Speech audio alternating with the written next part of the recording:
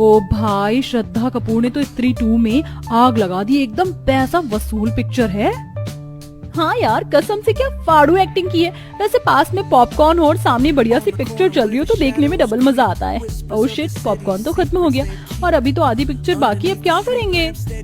Just chill babes, popcorn ही तो खत्म हुए हैं, बट हमारी काली सौतेली बहन किस दिन काम आएगी? तभी पुराना सा सलवार कमीज पहने सिंपल सी चोटी में कमरे में किंजल आकर पूछती है, मोना रीटा, तुम दोनों बता दो डिनर में क्या खाओगी? देखो मोना, हमारी प्यारी काली बहन की उम्र कितनी लंबी है, नाम लेते ही हाजिर हो गई। किंजल, जाओ और जाके हमारे लिए पॉपकॉर्न ले आओ।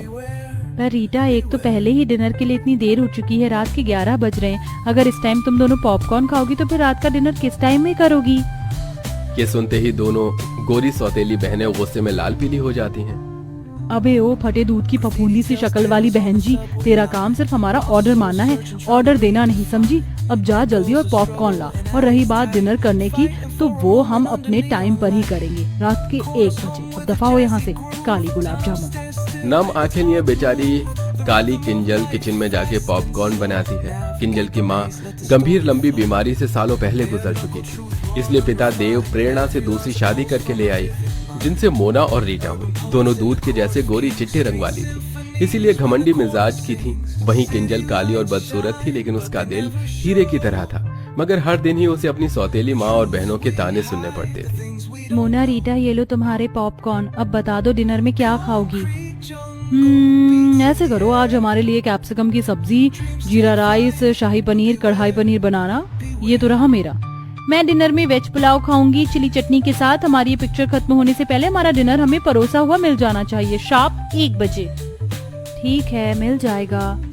किंजल जल्दी से रसोई में आकर डिनर बनाना शुरू करती है, तो वहीं दोनों सौतेली गोरी बहनें मस्ती मार कर पिक्चर देख रही थी। ऐसा करती हूँ, कढ़ाई पनीर और शाही पनीर बनाने के लिए एक ही साथ पनीर फ्राई कर लेती हूँ और बाकी सब्जियों का काटा पीटी भी कर लेती हूँ, इससे थोड़ा टाइम बचेगा। देखते देखते सब्जी बनाने में रात के 12 बज जाते हैं, तो डरे लफ्जों में किंजल बोलती है, मेरे पास केवल 1 घंटा रह गया। अगर 1 घंटे में मैंने दोनों को डिनर नहीं करवाया तो वो कल की तरह ही करेंगी। नहीं, जल्दी कर किंजल। देखते देखते घड़ी की सुई 1 पर आ जाती है, लेकिन दोनों सौतेली बहनों को डिनर परोसने में किंजल को 2 मिनट लेट हो जाता है, तो दोनों अकड़ जाती हैं। तुमने हम दोनों को 2 मिनट लेट डिनर दिया है, इसकी पनिशमेंट मिलेगी। लो खाओ खाओ, बहन के हाथ से खाने से प्यार बढ़ता है। नहीं मोना, मुझे क्षमा कर दो, कल से बिल्कुल देर नहीं होगी, मैं तुम दोनों को टाइम से डिनर करवाऊंगी। बोलते बोलते किंजल की आंखों से डर के मारे आंसू छलक पड़ते हैं। मैंने कहा खाओ। मोना भाप निकलता खाना उसे खिला देती है। खाना काफी ज्यादा गर्म होने की वजह से बेचारी किंजल का मुंह जल जाता है। फिर मोना रीटा डिनर करते करते रात के 1 से 2 बजा देती है। किंजल झूठी प्लेट उठाकर किचन में आ जाती है और बिलख बिलख कर रोने लगती है। हे भगवान, तूने मुझे कैसी जिंदगी दे दी है, अपने घर में मैं नौकरानी हूँ। रोते रोते वो किचन में ही चटाई डालकर सो जाती है। तभी सुबह के 5 बजते माँ प्रेरणा किचन में धमक पड़ती है और लात मारकर जगाती है। अरे ओ काली कलूटन, चलो जल्दी से।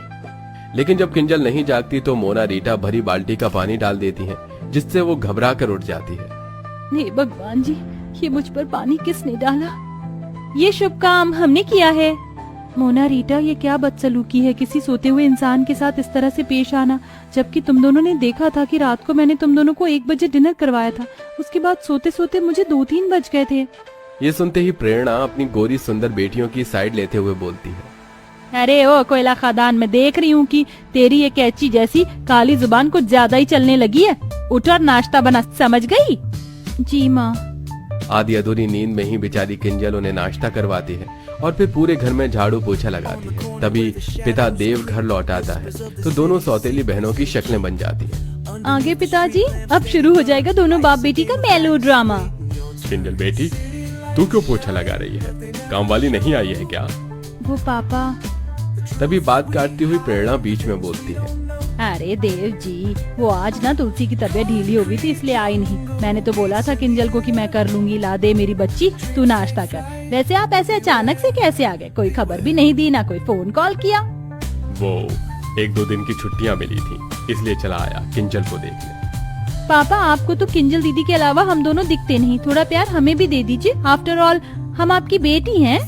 हाँ, जानता हूँ। देव अक्सर काम के सिलसिले में महीने महीने बाहर रहता था, इसलिए उसे इस बात की कानों कान खबर नहीं थी कि उसकी दोनों सौतेली बेटियों ने किंजल को नौकर बनाकर रखा था। वो हर महीने खाना बनाने वाली और 3 टाइम के बर्तन मांजने वाली के पैसे भिजवाता, जिसे प्रेरणा बेटियों में उड़ा देती थी। लगभग 2 दिन बाद देव वापस लौट गया और फिर से सब वही शुरू हो गया। इसी तरह दिन गुजरने लगे और अब किंजल के कॉलेज के फाइनल वर्ष की परीक्षा शुरू होने वाली थी। इसलिए वो अपनी दोनों सौतेली बहनों के पास आकर बोलती है, मोना रीटा, आज से तुम दोनों डिनर 9-10 बजे तक कर लेना प्लीज।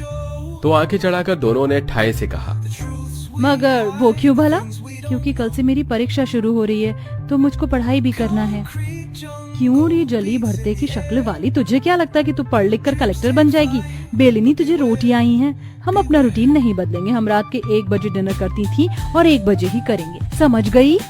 दोनों का फैसला सुनकर मायूस मन से किंजल उन्हें 1 बजे रात में डिनर करवाती है और बाकी टाइम घर के कामों में उलझ कर रह जाती थी। एक दिन जब वो रात के डिनर के लिए दोनों से पूछने आती है तो दोनों शॉर्ट सा गाउन पहने मेकअप में लगी पड़ी थी। मोना रीटा, तुम दोनों कहीं जा रही हो क्या? हाँ, आज हम दोनों पार्टी करने जा रही हैं। अच्छा, तो फिर तुम दोनों खाना तो वहीं से खा कर आओगी ना? तो फिर मैं रात का डिनर रहने देती हूँ। अच्छा जी, क्यों री काली भैंसिया, तुझे क्या लगता है हम तुझे आराम फरमाने देंगे? चुपचाप से हमारा डिनर बनाकर तैयार रखना। आज डिनर में हम आलू गोभी, मिक्स वेज, लच्छा पराठा खाएंगी। जानबूझकर दोनों लंबी चौड़ी लिस्ट देती हैं। तभी वो मायूसी से बोलती है, इतना खाना बहुत ज्यादा नहीं हो जाएगा डिनर के हिसाब से?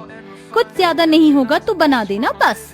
दोनों ऑर्डर झाड़ कर चली जाती हैं। किंजल सारा डिनर तैयार कर देती है, लेकिन दोनों बहनें पार्टी में से फुल पेट खा पी कर आती हैं, जिस वजह से रात का डिनर नहीं खाती। इसलिए अगले दिन खाना बच जाता है तो प्रेरणा किंजल पर आग बबूला हो जाती है। किंजल, अरे ओ किंजल, अरे ओ काली भैंसिया कहाँ है? किंजल डरते हुए प्रेरणा के आगे हाजिर होती है। जी माँ, बुलाया आपने? क्यों री, ये सब क्या है? रात को क्या पूरे मोहल्ले को दावत करवानी थी? कितना खाना बनाया था जो सारा बच गया। ये भरे पतीले के पुलाव, पता है ये चावल कितने महंगे आते हैं? और तू मजे से बना बना कर फेंक रही है। माँ, मेरी इसमें कोई गलती नहीं है। मोना और रीटा ने कहा था बनाने को और दोनों कल बाहर से ही खाकर आई थी तो डिनर नहीं किया। ये सुनकर दोनों सौतेली बहन शातिर तरीके से सारी बात उस बेचारी पर ही थोप देती हैं। ओह, कितनी झूठी और मक्कार है ये माँ, कसम से हमने तो बोला भी नहीं था डिनर बनाने को, अपने मन से बनाया। ये सुनकर प्रेरणा किंजल को बहुत पीटती है। माँ, मत मारो ना माँ। बहुत चर्बी बढ़ गई है तुझको शाही पकवान खाकर। आज से तेरा खाना बंद, अब केवल तुझको सूखी रोटी मिलेगी बस। इस तरह गलती न होने के बाद भी अब किंजल सारा दिन किसी कोल्हू के बैल की तरह काम करती और दोनों सौतेली बहनों को उनके मन मुताबिक रात के 1 बजे डिनर करवाती, जिससे उसका शरीर बहुत ही कमजोर पड़ जाता है। अरे ओ बहन जी, ये कैसी काली दाल बनाई है तूने, अपनी सूरत के जैसी। अब कौन खाएगा इसको? सब्जी भी एकदम बीमारों वाली बनाई है। रुक जा तू। गुस्से में मोना उसके बाल पकड़ लेती है, जिससे वो चक्कर खाकर बेहोश हो जाती है। उसी टाइम आधी रात को पिता देव घर लौट आता है और बेटी की बिगड़ी हालत देखकर आपा खो देता है। किंजल बिटिया उठना, आखिर तुम दोनों ने क्या किया है इसके साथ? देव डॉक्टर को बुलाता है। जहां एक तरफ डॉक्टर उसकी जांच पड़ताल करते हैं तो वहीं दोनों सौतेली बहनों की आंत सूखी जा रही थी। देखिए, इनके शरीर में बहुत सारे पोषक तत्वों की कमी है। इन्होंने काफी दिन से सही ढंग से खाया पिया नहीं और इन्हें नींद की भी शिकायत है। इनको भरपूर नींद और अच्छे खान पान की जरूरत है। तभी किंजल को होश आ जाता है। दोनों बहनों को पसीने छूटने लगते हैं। अब तो ये पिताजी के आगे सब बोल देगी, हमारी वाट लगा देगी कि हम इससे रात के 1 बजे डिनर बनवाते हैं। लेकिन किंजल कुछ भी नहीं बोलती, जिससे दोनों घमंडी बहनों का स्वभाव बदल जाता है और वो रोते हुए कहती है, आई एम सॉरी किंजल, हम दोनों को माफ कर दो। हमने तुम्हें आधी रात को डिनर बनवाने के लिए मजबूर किया। किंजल दोनों को माफ कर देती है और अंत में दोनों बहनें उसका अच्छे से ख्याल रखती हैं। साथ ही उनकी बुरी लत जो रात के 1 बजे डिनर करने की थी वो भी खत्म हो जाती है। तो देखा दर्शकों आपने, अच्छे स्वभाव से हम किसी का भी दिल जीत सकते हैं, जैसा कि हमारी स्टोरी की काली बहन ने अपने अच्छे स्वभाव से अपनी दोनों खूबसूरत घमंडी बहनों का दिल जीत लिया। तो दोस्तों, आपके हिसाब से रात का डिनर करने का सही टाइम क्या होना चाहिए? कमेंट बॉक्स में जरूर बताइएगा। साथ ही आपको हमारी ये कहानी कैसी लगी हमें ये भी बताइए।